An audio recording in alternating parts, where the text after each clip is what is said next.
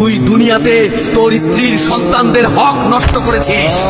আমাকে মাফ করে দাও, আর করবো না, আর করবো না। বাবা, আমার খুব আদরের মেয়ে, আজ তোমার কাছে তুলে দিলাম। কখনো আমার মেয়েটাকে কষ্ট দিও না। আই লাভ ইউ সুমি, আমি তোমাকে অনেক ভালোবাসি। আমিও তোমাকে অনেক ভালোবাসি। আমার আদরের বউটা কি করছে রে? এই তো তোমার জন্য রান্না করতেছি। আচ্ছা, তাড়াতাড়ি শেষ করে রুমে আসো, তোমাকে ছাড়া একটুও ভালো লাগে না। আচ্ছা, তুমি আমাকে রেখে এত কাজ কেন করো? আরে পাগলা, আমি কাজ না করলে কে করবে? আমি পাগলা? তুমি তো আমার পাগলা জামাই। এই, তুমি মাছ কাটতেছো, হাত কেটে যাবে তো, ওঠো তাড়াতাড়ি।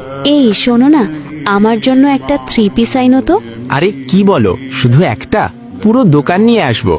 আচ্ছা ঠিক আছে, তাহলে আমি যাই। আচ্ছা, সাবধানে যেও। আরে, আমার বউটা কাজ করতে করতে মরেই যাবে। এই, তোমাকে না বলছি কাজ করা লাগবে না? আচ্ছা চলো তো রুমে, তোমাকে ছাড়া ভাল লাগে না।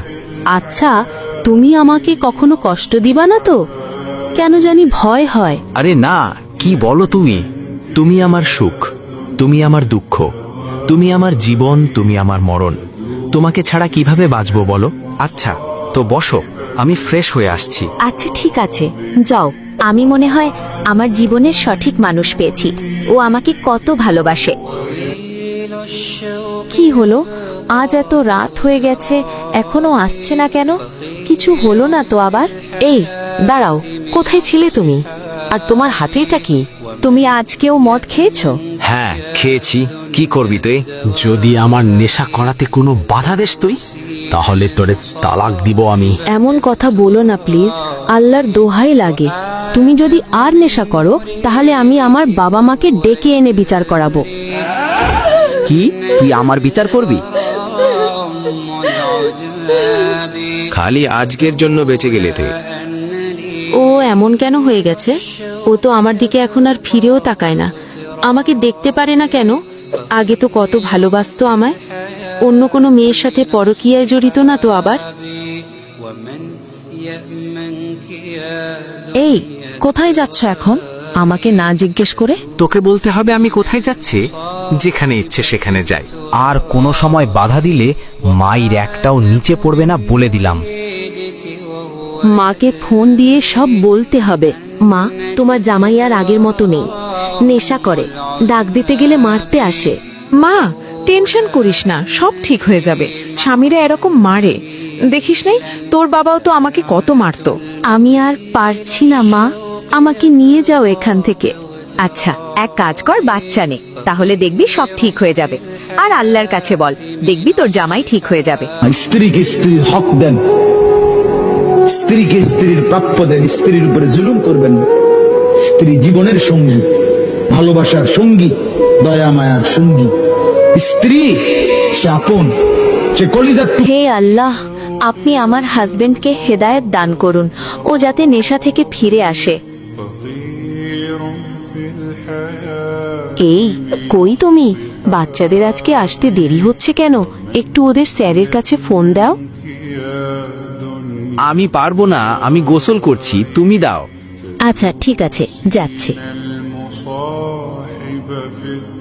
এ কি, ওর ফোনে আই মিস ইউ জান, এটা কোন মেয়ে পাঠালো?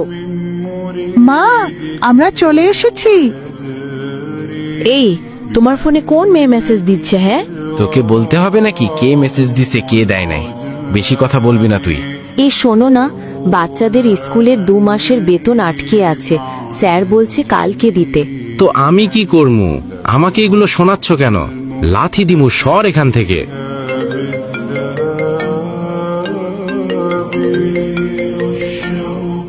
এ কি, সেই মেয়েটা না? হ্যালো, এই মেয়ে, তুমি আমার জামাইকে কল দাও কেন? তুমি জানো না ওর বউ আছে, বাচ্চা আছে? হ্যাঁ জানি, ওর বউ বাচ্চা সব আছে, তবুও আমি তাকে ভালোবাসি, সেও আমাকে ভালোবাসে। এই বেয়াদব মেয়ে আবার হাসে। এই সমস্ত মেয়েদের কি বলে জানোস তো তুই? হ্যাঁ, এই সতীন, মুখ সামলে কথা বল, না হয়ে তোর জামাইকে দিয়েই তোকে মার খাওয়াবো। তুই যদি আমার জামাইয়ের পিছ না ছাড়স, তাহলে তোকে আমি দেখে নিব। আরে যা যা, দেখি কোন বালটা ছিঁড়তে পারছস। আগে তুই নিজের দিকে খেয়াল রাখ। শোনেন, যারা বিবাহিত ব্যক্তি হওয়ার পরেও পরকীয়া করেছেন, বিবাহ করার পরেও পরকীয়ার পাপে লিপ্ত ছিলেন বা এখনো আছেন, জেনে হোক না জেনে হোক করেছেন, অথবা এটা জেনে করেছেন যেটা একটা খারাপ কাজ তারপরেও করেছেন, রাসূলুল্লাহ সাল্লাল্লাহু আলাইহি ওয়াসাল্লামের হাদিস এবং আল্লাহ পাকের কালাম অনুযায়ী তাদের শাস্তি হচ্ছে কোমর পর্যন্ত মাটিতে পুঁতে ফেলে পাথর নিক্ষেপ করে রজম করে হত্যা করা। বাবা, আমাকে র্যাকেট কিনে দিবা, আমি খেলবো। গেছো এখান থেকে, র্যাকেট খেলবে শখ কত? হ্যাঁ জান, বলো।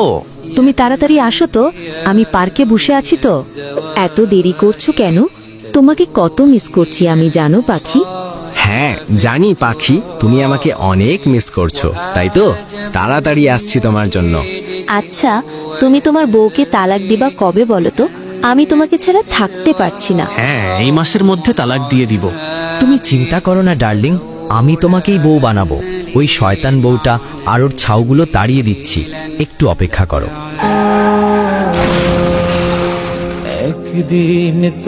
একটি দুঃসংবাদ, আজ সন্ধ্যা 6 ঘটিকায় মুহাম্মদ আকাশ মিয়া গাড়ি অ্যাক্সিডেন্টে ইন্তেকাল করেন। ইন্না লিল্লাহি ওয়া। এই আকাশ মিয়া বউকে সম্মান করত না, বাচ্চাদের হক পূরণ করত না, পরকিয়া করত। আল্লাহ জানে কবরে কি হয়। তুই দুনিয়াতে তোর স্ত্রীর সন্তানদের হক নষ্ট করেছিস। আর করব না, আর করব না। আসসালামু আলাইকুম।